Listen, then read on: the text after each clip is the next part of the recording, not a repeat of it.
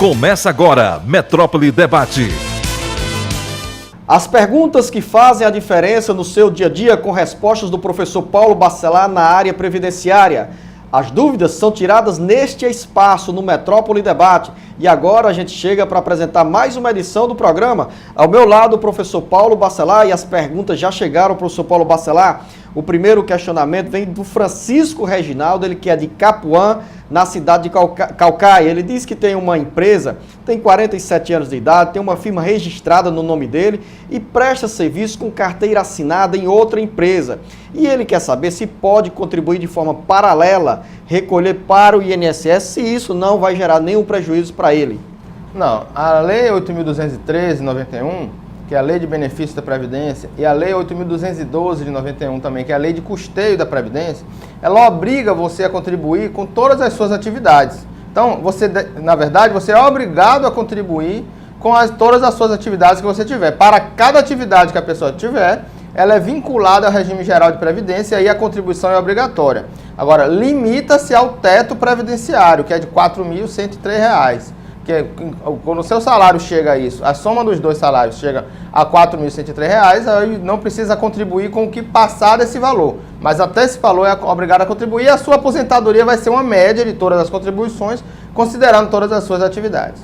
Antônio Neto Rocha do Nascimento, também de Caucaia, pergunta: depois de dar entrada no INSS, quanto tempo o beneficiário espera para receber o resultado sobre o pedido de auxílio-doença? Olha, o auxílio-doença ele tem uma obrigação de ser mais rápido, por causa da questão mesmo da incapacidade da pessoa ao trabalho. Então, a média é de 5 dias para a perícia médica e, no máximo, 15 dias para que a pessoa comece a receber seu salário a partir do momento que você faz o requerimento. O telespectador João Carlos, Conjunto Metropolitano em Maracanaú, pergunta: com quanto tempo o aposentado, o deficiente, pode se aposentar, professor Paulo Bacelar? Olha, vai depender da deficiência. Tem a aposentadoria que saiu agora recentemente, com a Lei Complementar 142, que dá direito à aposentadoria para pessoas com deficiência e não portadoras de deficiência, pessoas com deficiência, e ela vai ser de acordo com a sua deficiência, se vai ser leve, moderada ou grave, e isso ainda está sendo visto pela administração para decidir qual é o melhor. Quais são as análises que o médico vai ter para decidir sobre essa gravidade? Dúvida apresentada pelo nosso telespectador Francisco Almir de Caucaia, que a resposta servirá para muitos outros trabalhadores. O questionamento é o seguinte, professor Paulo Bacelar. O Francisco Almir diz: estou afastado por auxílio-doença há 3 anos. Nesse período, a empresa não está recolhendo. Ele pergunta: posso continuar contribuindo por conta própria para somar e ter uma média melhor para a aposentadoria? Não, de forma nenhuma. Se ele está de auxílio-doença, ele está incapacitado para o trabalho e ele não poderá contribuir nesse período. E aí lembrar que esse período é contado para o tempo de contribuição dele. Então ele não vai ter nenhum prejuízo, porque na hora que ele retornar ao trabalho, o período em que ficou recebendo auxílio-doença irá contar para a sua aposentadoria. E nesse caso, professor Paulo Bacelar, da pergunta que ele faz se a empresa está contribuindo, no caso o recolhimento já é tirado do próprio benefício pago pelo INSS? Não, ele vale como tempo de contribuição e não há nenhuma contribuição. Não há desconto para o INSS. Desconto. O que vai haver é uma redução na média, Luzenor. Porque a média da aposentadoria, por exemplo, por invalidez, se ele fosse aposentado por invalidez, seria 100% dessa média, de 94 até a data do benefício dele. Como é auxílio-doença, essa média vai ser multiplicada por 91%. Então já tem uma redução de 9% em relação à média, que eu entendo que seria a desculpa, né, talvez, por não haver nenhuma contribuição nesse período e contar como tempo de contribuição. O telespectador Edson Gonçalves, do Conjunto Araturi Caucaia, diz que trabalhava e sofreu um acidente que o fez ficar por 5 anos sem recolher para o INSS.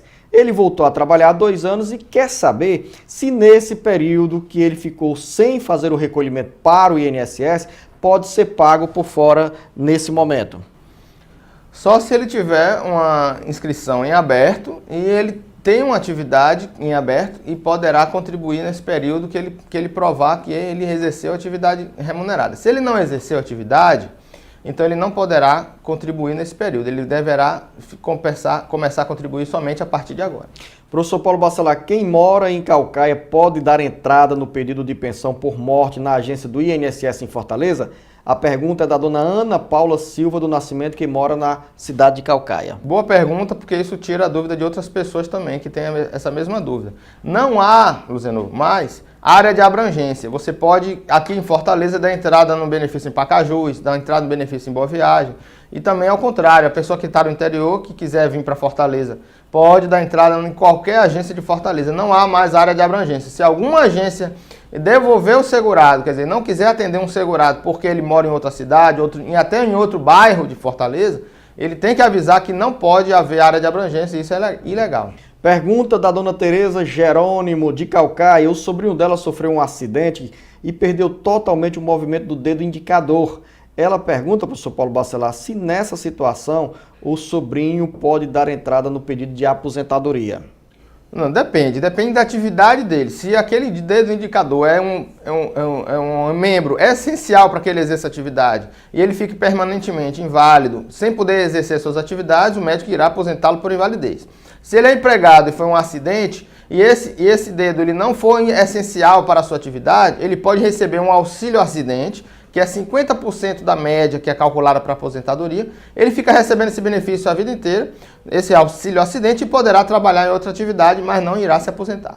Pergunta também sobre pagamento de auxílio, vem do Eduardo da Costa Pessoa, da Grande Jurema.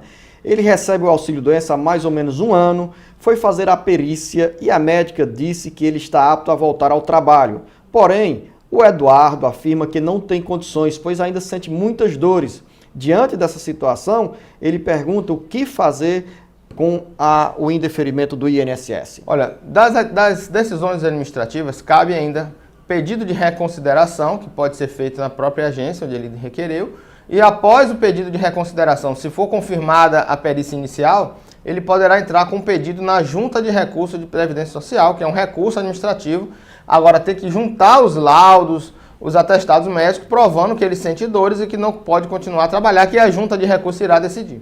Você pode mandar a sua pergunta, deixar a sua dúvida, encaminhando a sua mensagem para esses telefones que aparecem na sua tela e também pela internet. E a produção do Metrópole Debate vai trazer os questionamentos para o professor Paulo Bacelar, que irá tirar a sua dúvida na próxima edição do Metrópole Debate.